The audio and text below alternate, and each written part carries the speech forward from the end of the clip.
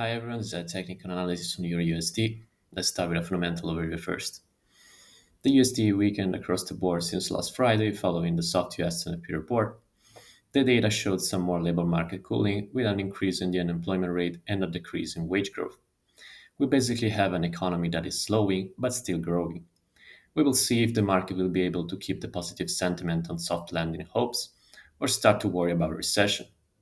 The euro, on the other hand, gained last week against the US dollar mainly because of the risk on sentiment, as the US data continued to support at least two rate cuts from the Fed, but didn't send recessionary signals.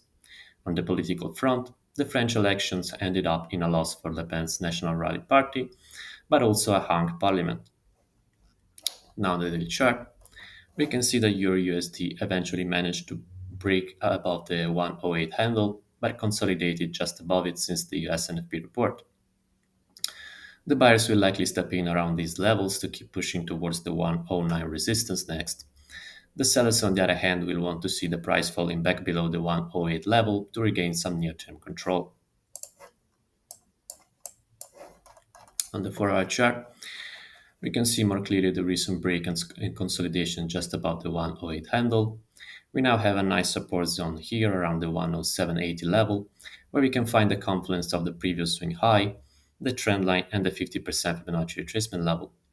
If we get a pullback into that support, we can expect the buyers to step in with a defined risk below the trend line to position for a continuation of the rally into the 109 resistance.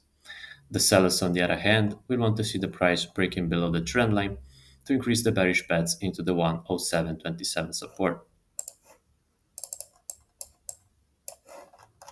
On the 1-hour chart, we can see that the buyers will have the option to step in around the 108.12 level or the trend line around the 107.80 level. The sellers, on the other hand, will likely buy in on every break lower. These red lines define the average daily range for today. Today we have Fed Chair Powell testifying to Congress, and the markets will be focused on any view or hint about monetary policy after the recent NFP report. Thursday will be the most important day of the week as we get the US CPI and the US jobless claims figures. Finally, on Friday, we conclude the week with the US PPI and the University of Michigan Consumer Sentiment Survey.